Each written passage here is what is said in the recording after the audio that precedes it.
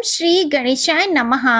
आप सभी को वैशाख मास की संकष्टी चतुर्थी व्रत की हार्दिक शुभकामनाएं। आज आप सुनिए चौथ माता की कथा और विघ्नहर्ता भगवान श्री गणेश की कथा। पौराणिक कथा के अनुसार एक गांव में एक सेठ सेठानी थे। उनके एक बेटा और एक बहू थे। बहू सबको भोजन करा के फिर स्वयं भोजन करती थी। एक पड़ोसन ऐसी भी थी जो रोज पूछती थी कि बहू आज क्या बनाया है, क्या खाया है। तो बहू कहती ठंडो बासी। एक दिन उसके पति ने ऐसा सुनकर विचार किया कि आज तो पकवान बनाए जाए, फिर देखें कि मेरी पत्नी क्या कहती है। उसने तरह तरह के पकवान बनवाए और घर के सभी सदस्यों के साथ बैठकर भोजन किया। आज भी पड़ोसन ने पूछा तो बहू ने कहा कि ठंडो बासी। सेठ के लड़के ने सोचा हो न हो कोई बात अवश्य है जिससे कि मेरी पत्नी ऐसा कहती है। उसने पत्नी से पूछा तुम रोज ठंडो बासी खाया ऐसा क्यों कहती हो, जबकि हम सबने एक साथ बैठकर कई तरह के पकवान खाए। तो उसकी पत्नी बोली हम जो खा रहे हैं वह बाप बूढ़ों की कमाई है। जिस दिन आप कमा कर लाओगे उस दिन मैं समझूंगी कि ताजा भोजन कर रहे हैं। अब एक दिन लड़के ने माँ से कहा कि मैं एक बड़े शहर में कमाई करने जा रहा हूँ। तो माँ बोली बेटा अपने पास इतना धन है कि खाया नहीं खत्म होगा। माँ के मना करने पर भी बेटे ने स्वयं कमाने का दृढ़ निश्चय कर लिया और जाते समय पत्नी से कहा मैं जब तक कमाकर बहुत सा धन लेकर ना आ जाऊं तुम चूल्हे की आग मत बुझने देना। एक दिन चूल्हे की आग बुझ गई तो वह मन ही मन घबराने लगी, कहीं मेरे पति पर संकट तो नहीं आन पड़ा। जल्दी से पड़ोस में से आग लाकर चूल्हे में रख दूं। ऐसा विचार करके पत्नी पड़ोस में गई। वहां पड़ोसन चौथ माता का व्रत और पूजन कर रही थी। पड़ोसन ने कहा थोड़ी देर में आकर ले जाना। तो बहू ने पड़ोसन से पूछा आप यह व्रत क्यों करती हैं? इससे क्या मिलता है? तब पड़ोसन ने कहा चौथ माता के इस व्रत को करने से अन्न और लक्ष्मी मिलती है और अपनी मनोकामनाएं पूर्ण होती हैं। अब वह भी चौथ माता का व्रत करने लगी। दीवार पर उसने चौथ माता का चित्र बनाया। उस दिन घी और गुड़ का चूरमा बनाकर रात्रि को चंद्रमा को अर्घ्य देकर उसने भोजन किया। ऐसा करते करते बहुत दिन हो गए। चौथ माता ने उस बहू के पति को सपना दिया कि साहूकार का बेटा तू जागे कि सोवे, तेरी पत्नी तुझे बहुत याद कर रही है। घर जाकर उसकी चिंता मिटा दे। तू दुकान खोलकर कंकु केशर का पगलिया बना के बैठ जाना, आज तेरा हिसाब किताब चुकता हो जाएगा। अब तो चौथ माता ने जैसा कहा था वैसा ही हुआ। उसने घर जाने की तैयारी की और गाड़ी भर के धन दौलत लेकर चल दिया। रास्ते में एक बड़ा सा काला नाग फन फैलाए बैठा था और कहने लगा आज तो मैं तुझे डसूंगा, छोड़ूंगा नहीं। आज तेरी आयु पूरी हो गई है।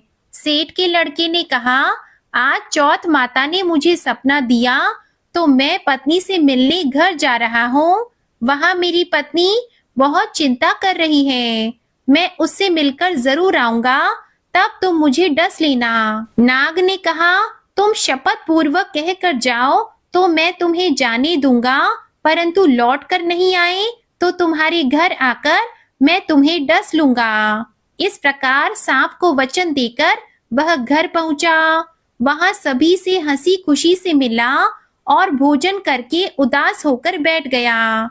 उसकी पत्नी ने उदास होने का कारण पूछा तो पति ने काले नाग वाली बात बताते हुए कहा कि यदि मैं उसके पास नहीं जाऊंगा तो वह घर आकर ही मुझे डस लेगा। पत्नी बहुत चतुर थी। उसने कहा कि आप घबराओ नहीं, लेट जाओ, मैं एक उपाय करती हूँ। पत्नी ने कमरे की 7 पेड़ी धोई। पहली पेड़ी पर रेत, दूसरी पर इत्र, तीसरी पर गुलाल फूल, चौथी पर कंकु केशर, 5वीं पर लड्डू पेड़ा, छठी पर गादी गलीचा और सातवीं पेड़ी पर दूध का कटोरा भरकर रख दिए। इस प्रकार वह साथ ही पेड़ी सजाकर बैठ गई। आधी रात होते ही नाग आकर पेड़ी चढ़ने लगा। पहली पेड़ी पर रेत में लौट गया और कहने लगा कि सेठ की बहू ने आराम तो बहुत दिया, पर वचनों से बंध कर आया हूँ तो डसूंगा अवश्य ही। इसी प्रकार सातों पेड़ियों पर नाग आराम करता हुआ और कहता हुआ कि डसूंगा जरूर, कमरे में जाने ही वाला था कि चौथ माता ने विचार किया कि मैं इसे नहीं बचाऊंगी तो संसार में धर्म कर्म और व्रत पूजन को कौन मानेगा। अब तो गणेश जी, चंद्रमा जी और चौथ माता ने उसे बचाने का विचार किया। चंद्रमा जी ने उजाला किया, चौथ माता ढाल बनी और गणेश जी ने तलवार लेकर नाग को मार दिया और ढाल से ढक दिया। अब बहू भी थकी हारी सो गई। दिन निकला तो लोग बेटे से मिलने आए, परंतु बेटा बहू तो उठे ही नहीं थे। बहुत देर हो गई तो माँ उन्हें उठाने गई। माँ ने सातों पेड़ियों पर जो कुछ देखा वह बहुत ही घबराई और बेटे बहू को आवाज लगाई। बेटा बहू उठे तो देखा कि एक ढाल तलवार वहां पड़ी है। अब ढाल उठाई तो वही काला नाग मरा हुआ पड़ा है। बेटा बहू ने सोचा कि आज तो धर्म कर्म ही आड़े आए हैं, जो भगवान गणेश जी और चौथ माता ने अपनी रक्षा की है। हे चौथ माता, आपने जैसी सेठ के बेटे बहू की रक्षा की वैसी ही सबकी रक्षा करना। बोलो चौथ माता की जय। विघ्नहर्ता भगवान श्री गणेश की जय। अब आप सुनिए गणेश चतुर्थी के दिन सुनी जाने वाली पौराणिक कथा। सकट चौथ की पौराणिक कथा के अनुसार एक बार एक शहर में देवरानी और जेठानी रहती थी। जेठानी बहुत अमीर थी और देवरानी बहुत गरीब थी। देवरानी गणेश जी की बड़ी भक्त थी। देवरानी का पति जंगल से लकड़ियां काट कर लाता, उन्हें शहर में ले जाकर बेचता। इस प्रकार उनका जीवन चल रहा था। देवरानी का पति अक्सर बीमार रहा करता था। तब देवरानी जेठानी के घर का सारा काम करती और बदले में जेठानी उसे बचा हुआ खाना, पुराने कपड़े ये सब दे देती। इसी से किसी तरह देवरानी का परिवार चल रहा था। माघ के महीने में देवरानी ने तिल चौथ का व्रत किया। 5 आने का तिल और गुड़ लाकर तिलकुट बनाया। पूजा करके तिल चौथ की कथा सुनी और फिर तिलकुटा छीके में रख दिया। क्योंकि सकट चौथ का व्रत बिना चंद्र देवता को अर्घ दिए अधूरा ही माना जाता है, तो देवरानी ने सोचा कि चंद्रमा उदय होने पर पहले तिलकुट और उसके बाद ही वह कुछ और खाएगी। कथा सुनकर वह जेठानी के यहाँ चली गई। खाना बनाकर जेठानी के बच्चों से उसने खाना खाने के लिए कहा। तब बच्चे कहने लगे कि माँ ने व्रत किया है और माँ भूखी है। जब माँ खाना खाएगी तब हम भी खा लेंगे। जेठ जी को खाना खाने के लिए कहा तो जेठ जी कहने लगे कि मैं अकेला नहीं खाऊंगा, जब चांद निकलेगा तभी सब खाएंगे, तब मैं भी खा लूंगा। जेठानी ने उससे कहा कि आज तो किसी ने भी अभी तक खाना नहीं खाया, तो मैं तुम्हें कैसे दे दूं? तुम सुबह सवेरे आकर बचा हुआ खाना ले जाना, क्योंकि हर दिन तो जेठानी रात का बचा हुआ खाना या सुबह का बचा हुआ खाना अपनी देवरानी को दिया करती थी। इधर देवरानी के घर पर उसका पति और बच्चे बेचारे सब आस लगाए हुए बैठे थे कि आज तो त्योहार है, इसलिए कुछ आज पकवान आदि खाने को मिलेगा। देवरानी बिना खाने के जब अपने घर लौटी और बच्चों को पता चला कि आज तो पकवान क्या रोटी भी खाने को नहीं मिलेगी, तो सारे बच्चे उदास हो गए, भूख के मारे रोने लगे। उसके पति को भी बहुत गुस्सा आया। उसका पति गुस्से में कहने लगा, सारा दिन काम करके भी तुम 2 रोटी नहीं ला सकती, तो काम ही क्यों करती हो? पति ने गुस्से में आकर पत्नी को कपड़े धोने से मारा। धोना हाथ से छूट गया तो पाटे से मारा। अब बेचारी देवरानी गणेश जी को याद करती हुई रोते रोते पानी पीकर ही सो गई। उस दिन गणेश जी देवरानी के सपने में आए और कहने लगे, धोने मारा पाटे मारा, सो रही है या जाग रही है? देवरानी कहने लगी, कुछ सो रही हो कुछ जाग रही हो। तब गणेश जी फिर से बोले, भूख लगी है, कुछ खाने को दे। देवरानी बोली, क्या दूं? मेरे घर में तो अन्न का एक दाना भी नहीं है।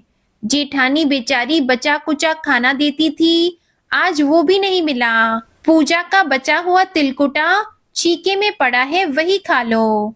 तिलकुटा खाने के बाद गणेश जी फिर से कहने लगे, धोवने मारा पाटे मारा, निपटाई लगी है, कहाँ निपटे? तो देवरानी बोली, यह पड़ा घर, जहाँ इच्छा हो वहीं पर निपट लो। फिर गणेश जी बच्चे की तरह कहने लगे, अब हाथ कहाँ पोंछे?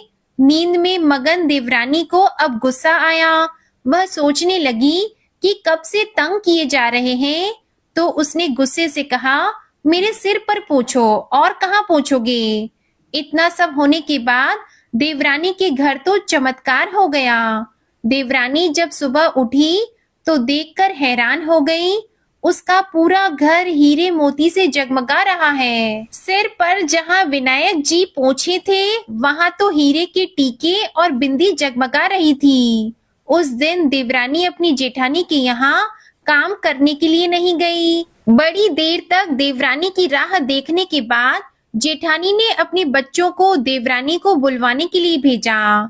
जेठानी सोच रही थी कि शायद मैंने कल अपनी देवरानी को खाना नहीं दिया, हो सकता है इसलिए मेरी देवरानी बुरा मान गई है, इसलिए आज नहीं आई होगी। तो बच्चे बुलवाने गए तो कहने लगे, चाची चलो, माँ ने बुलाया है, सारा काम पड़ा है।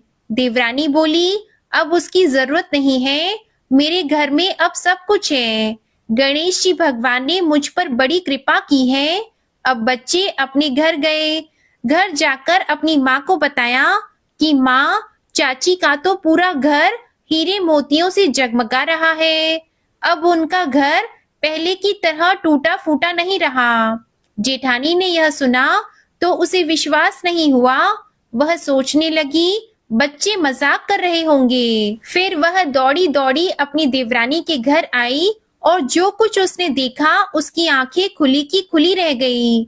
वह देवरानी से पूछने लगी, अरे यह सब कैसे हुआ?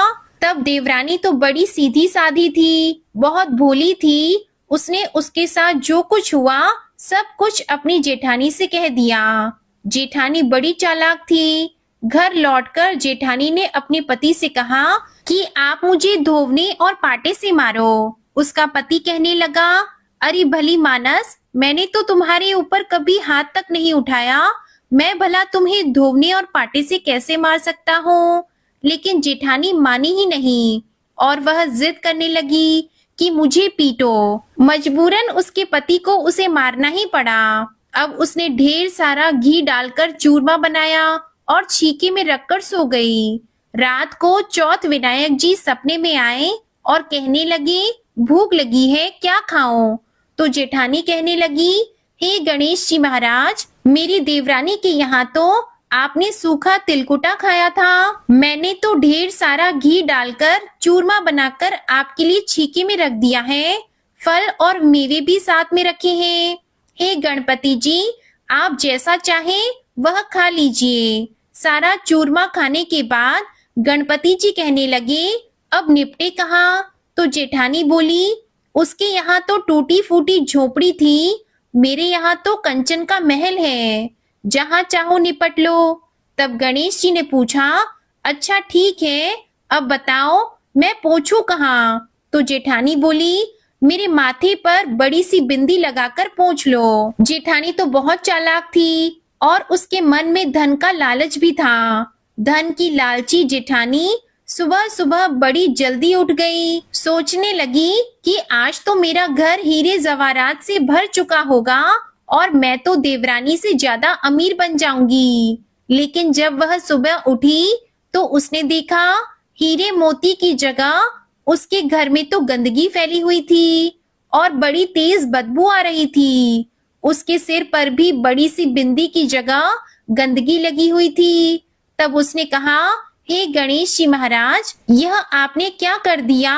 मुझसे रूठे और देवरानी पर टूटे। जेठानी बहुत दुखी हो गई, उसे गुस्सा भी आ रहा था। जेठानी ने किसी तरह अपने घर की सफाई करने की कोशिश की, लेकिन गंदगी तो और भी ज्यादा फैलती चली गई। उधर जेठानी के पति को जब मालूम हुआ तो वह भी बहुत गुस्सा हुआ और कहने लगा कि तेरे पास तो इतना सब कुछ था, फिर भी तेरा मन नहीं भरा। जेठानी के पति ने भी उसे ताना दे दिया। परेशान होकर चौथ के गणेश जी से वह विनती करने लगी। तब गणेश जी ने कहा, देवरानी से जलन के कारण तूने जो कुछ किया था यह उसी का फल है। अब तू अपने धन में से आधा धन उसे देगी, तभी यह सब गंदगी साफ होगी। जेठानी ने किसी तरह अपना आधा धन बांट दिया, किंतु मोहरों की एक हांडी चूल्हे के नीचे उसने गाड़ कर रख दी। उसने सोचा इसका पता तो किसी को नहीं चलेगा, और उसने वह छुपाया हुआ धन बांटा ही नहीं। छुपाए हुए धन को छोड़कर बाकी सारा धन उसने अपनी देवरानी को आधा आधा दे दिया और फिर गणेश जी से कहने लगी, हे गणपति भगवान, अब तो अपना यह बिखराव समेट लो। तब गणपति भगवान कहने लगे, अभी नहीं, पहले चूल्हे के नीचे जो गाड़ी हुई मोहरों की हांडी है उसे भी ताक में रख दो और 2 सुई के भी 2 हिस्से कर दो। इस प्रकार गजानन ने बाल स्वरूप में आकर सुई जैसी छोटी से छोटी चीज का भी बंटवारा कर दिया और उसके बाद ही अपनी माया समेटी। माया समेटते ही जेठानी के घर जो गंदगी फैली हुई थी वह भी दूर हो गई और जेठानी को उसके लालच का सबक भी दे दिया। हे गणपति महाराज, जैसे आपने देवरानी पर कृपा की वैसे ही इस कथा को सुनने वाले सभी भक्तों पर करना, किंतु जैसी सजा जेठानी को दी वैसी किसी को भी मत देना। प्रेम से बोलिए गणेश भगवान की जय। आज की कथाएं आपको पसंद आई हो तो इस वीडियो को लाइक कीजिएगा, शेयर कीजिएगा, चैनल को सब्सक्राइब जरूर कीजिएगा और कमेंट में चौथ माता और गणेश भगवान की जय भी जरूर लिखिएगा। ओम श्री गणेशाय नमः।